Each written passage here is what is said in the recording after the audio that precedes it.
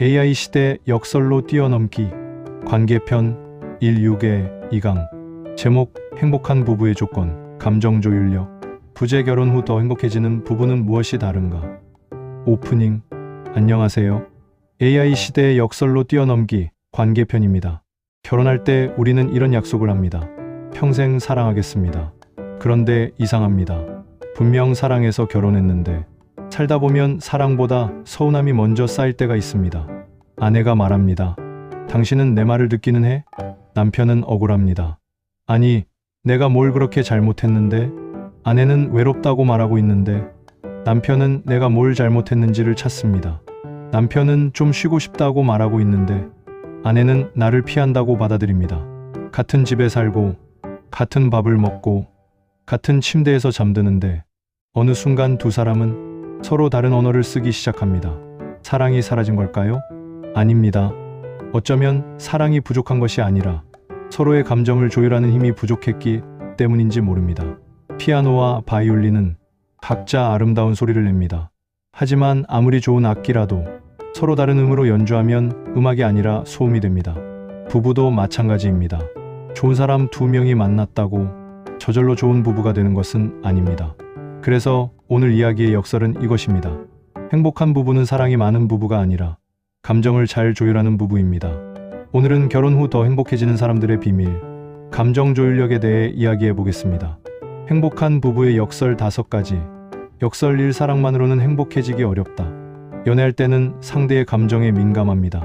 오늘 왜 그래? 무슨 일 있었어? 목소리가 평소랑 다른데? 표정 하나, 말투 하나에도 마음이 움직입니다.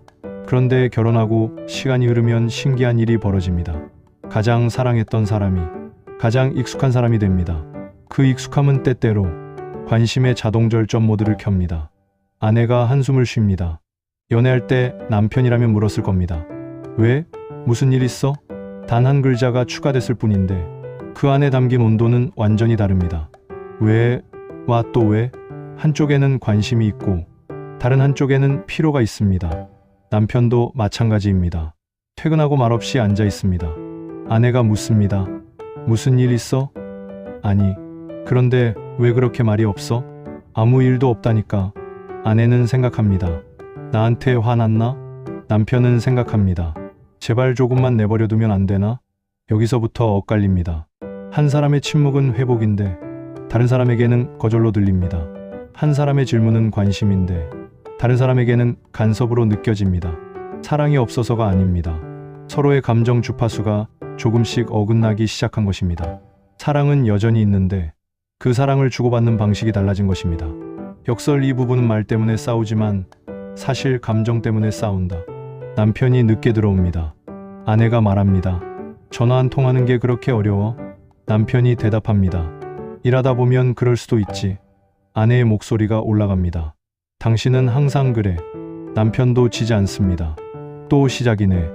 이제 싸움의 주제는 전화 한 통이 아닙니다. 결혼 생활 5년 전 이야기까지 등장합니다. 그때도 그랬잖아. 그 이야기가 왜 또 나와? 우리는 흔히 이런 싸움을 보면서 말합니다. 별것도 아닌 걸 가지고 싸운다.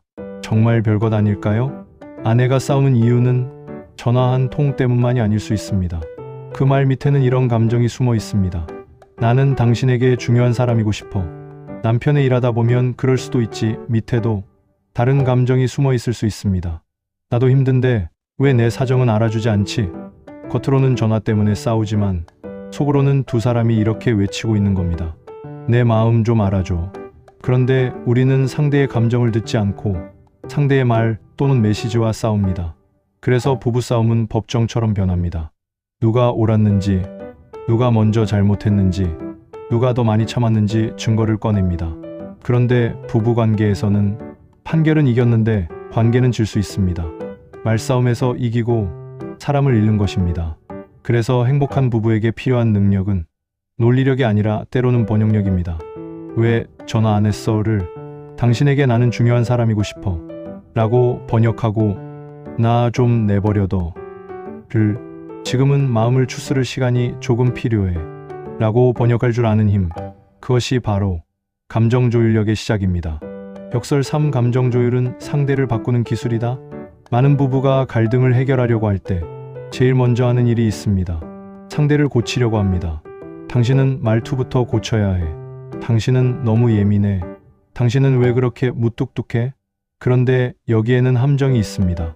사람은 자신을 이해하려는 사람에게는 마음을 열지만 자신을 고치려는 사람 앞에서는 방어합니다.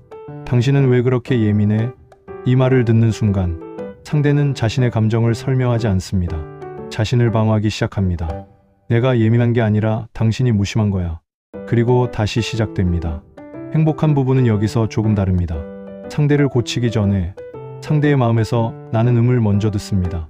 당신은 왜 그렇게 예민해? 대신 내가 놓친 게 있었나 봐.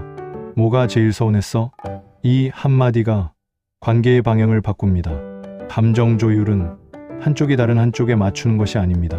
바이올린만 피아노에 맞추는 것도 아니고 피아노만 바이올린에 맞추는 것도 아닙니다. 서로가 조금씩 자신의 음을 조정하는 것입니다. 그래서 감정 조율에는 세 가지 힘이 필요합니다. 첫째, 감정감 지력. 상대가 무슨 말을 했는가 보다 어떤 마음으로 그 말을 했는가, 그 행간을 읽는 힘입니다. 둘째, 감정 번역력. 공격적인 말 뒤에 숨어있는 서운함, 외로움, 두려움, 피로를 읽어내는 힘입니다. 셋째, 감정 조절력. 상대의 감정에 즉시 반격하지 않고 내 감정의 볼륨을 한 칸 낮출 수 있는 힘입니다. 이 세 가지가 합쳐질 때 비로소 감정 조율력이 됩니다.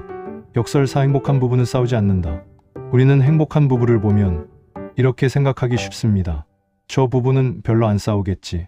하지만 오래 행복한 부부에게 갈등이 없는 것은 아닙니다. 두 사람이 함께 사는데 어떻게 갈등이 없겠습니까? 온도도 다르고 가는 방향도 다르고 속도도 다르고 돈 쓰는 방식도 다르고 사랑을 표현하는 방식도 다르기 때문입니다. 중요한 것은 불협화음이 생겼을 때 얼마나 빨리 다시 음을 맞추느냐입니다.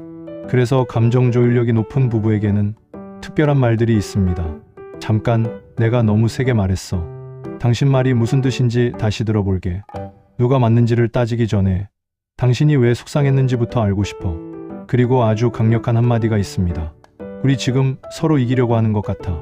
이 말을 할 수 있는 순간 싸움의 상대가 바뀝니다. 조금 전까지는 나의 당신이었다면 이제는 우리의 문제가 됩니다. 이 차이는 매우 큽니다. 행복한 부부는 갈등이 없는 부부가 아닙니다.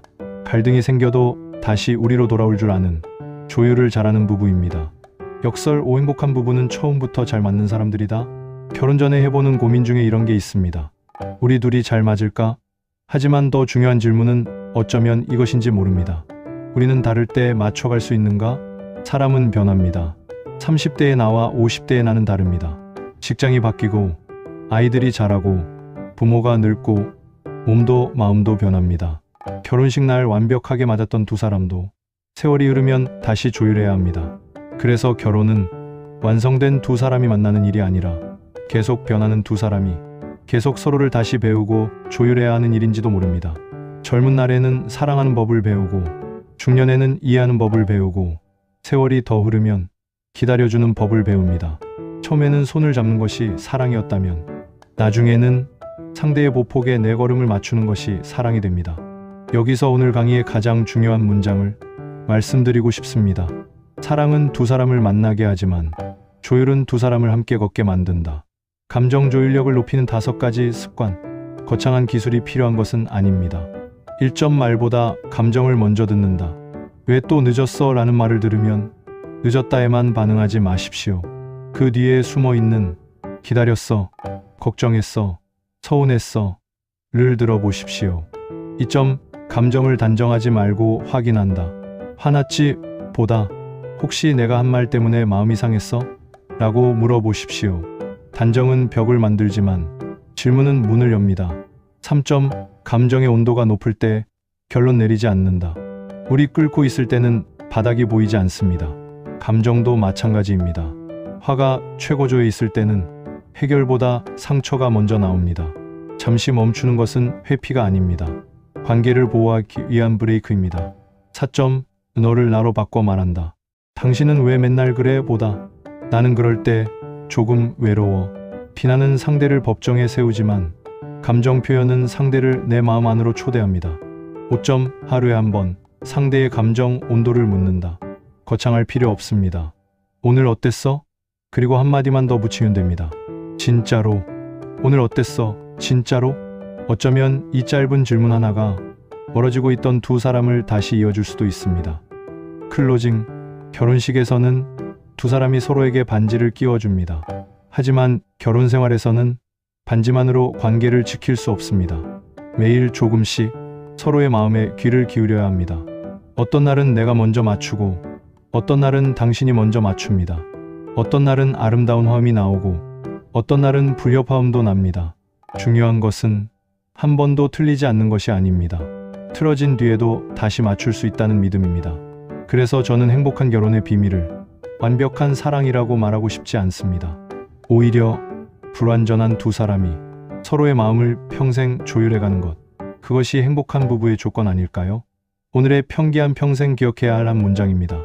행복한 부부는 처음부터 잘 맞는 사람들이 아니라 오래 맞춰온 사람들이다. 그리고 한 문장을 더 기억해 주셨으면 합니다. 사랑은 두 사람을 만나게 하지만 조율은 두 사람을 오래 함께 걷게 한다. 결혼 후 행복은 좋은 사람을 만났다는 사실만으로 완성되지 않습니다. 오늘도 그 사람의 마음을 듣고 내 마음을 들려주고 서로의 보폭을 다시 맞추는 데서 만들어집니다. 행복한 부부의 조건, 바로 감정 조율력입니다. 감사합니다. 이상으로 오늘의 강좌 16회 2강 행복한 부부의 조건, 감정 조율력을 마치겠습니다. 그런데 여기서 한 가지 질문이 생깁니다. 부부는 도대체 무엇 때문에 서로 갈등하고 싸우는 것일까요? 이 주제에 대해서는 다음 강좌 16회 3강 모든 부부 갈등의 씨앗은 바로 이것에서 소개해드리겠습니다.